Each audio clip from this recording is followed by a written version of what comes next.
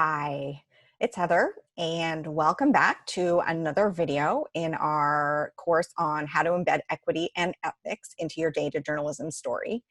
And we're in the section about data collection and data sourcing and how to understand the data that you're working with. And one of the things that we're going to talk about today is what the heck is a sample, and how do you know if your sample is good enough to put in your data story? Okay, so what is a sample? A sample is essentially data from a part of the community or group of people that you want to talk about.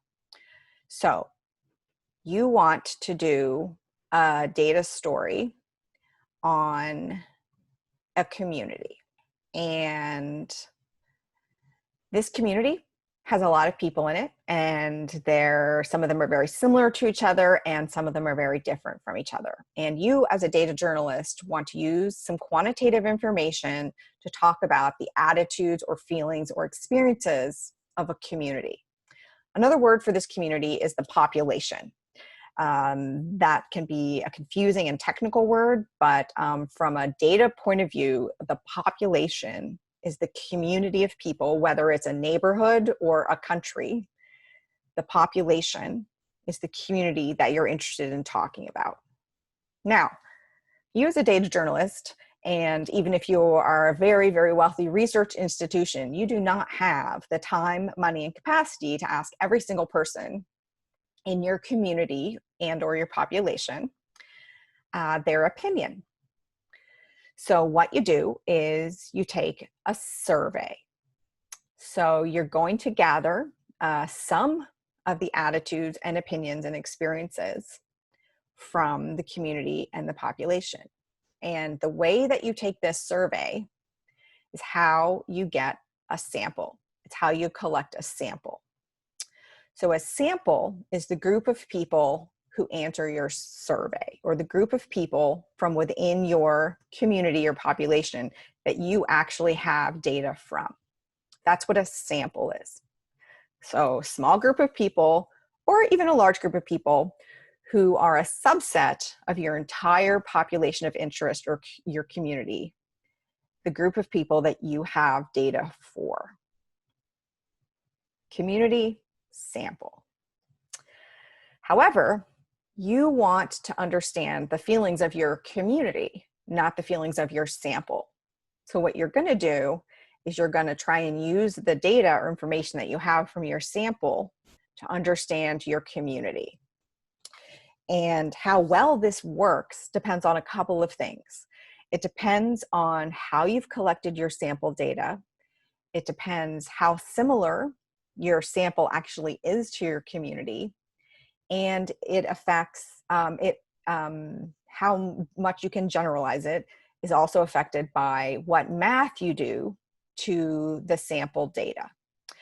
And when I said whether or not you can generalize it, generalize from the sample to the community, that means whether you can take the information that you have about your sample and say with a high degree of confidence, integrity, and ethics that this sample result actually represents the community or population that you're trying to get it to represent.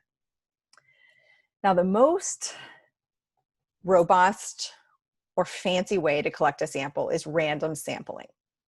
If you have truly randomly sampled your data, and your sample size is large enough, then you can mostly assume that the feelings of your sample reflect the feelings of your community. However, truly random sampling is extremely hard to do. So to truly random sample your community, you need to put everybody in that community into a metaphorical hat and randomly choose people out of that hat. That's very challenging to do. It's very expensive to do. And even if you manage to do it, how are you going to handle the fact that lots of people that you choose don't want to participate in your sample, don't want to give data? So there are a lot of complex reasons that a sample, even if it's a large sample, does not accurately reflect the thoughts and feelings of the community. So there's a couple of different things that you need to do with that. And one of them is some fancy math, which is called weighting. So for example, if your community that you're interested in talking about is 50-50 men and women, but your sample, the group of people that you have data about, is 25% women and 75% men, if there's a difference in the way that men and women are feeling or experiencing whatever it is that you're collecting data about, your sample, which is 25 women and 75 men, does not accurately reflect your community, which is 50% men and 50% women. So what you need to do is called weighting. So you have your community here on the left. They take an online survey. Your sample has more men than women in it. So you need to do something called weighting your data to make it more accurately reflect the thoughts and feelings of your community.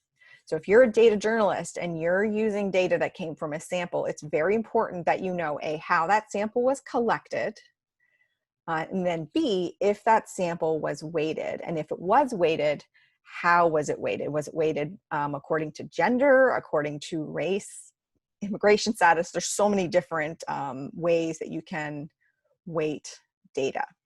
And what this weighting does is it actually changes the results that will be reported. So here on the left, what we really want to know is how many people in our community think yes and how many people in our community think no. But we don't actually know the true answer to that. So we take a survey and we get a small group of people, a sample. And let's say in the sample, there's a lot more yeses than nos. But again, our sample isn't a good reflection yet of our community. We have to weight the data so that it reflects our community. And then you can see that once we've weighted the data, there's a lot more no's than yeses. So the results that you'll get will be very different from a raw sample than a weighted sample. And they'll be very different depending on how you collected the sample, whether or not you collected it randomly or in really any other way. This is a quick overview. This is kind of extra credit. You don't really need to know about this, but if you want to know about the different types of sampling, there's random sampling, which we've already talked about, which is just pulling names out of a hat, actually random. There's stratified sampling, where you divide people up into meaningful groups and then pick a few people randomly out of each of those groups.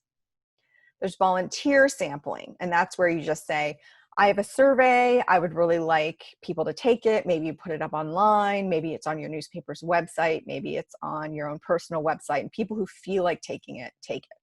That's volunteer sampling or self-selected. This is very, very convenient sampling, and it's ethical because it involves a lot of consent, but it can be very unrepresentative. The sample that you get through volunteer sampling is not usually generalizable to the whole community. And again, that word generalizable means the information from your sample accurately represents the information from your community. And as a data journalist, that generalization is something that we do, or we're tempted to do quite a lot in writing a story. We have information on a little bit of people. We want to talk about how that affects or is meaningful for a lot of people. And that leap, that generalization, is one of the places that you have to be very, very careful about the equity and the ethics. And one of the ways you can check on that is, how was your sample collected and was your sample weighted? Those are two ways to just get started on thinking about how a sample can affect your data story's ethics and equity. So that's what a sample is. That's what you need to know about a sample and how to think about a sample in terms of data acquisition. When you're deciding, do I want to use this data? Can I comfortably use this data in my data story?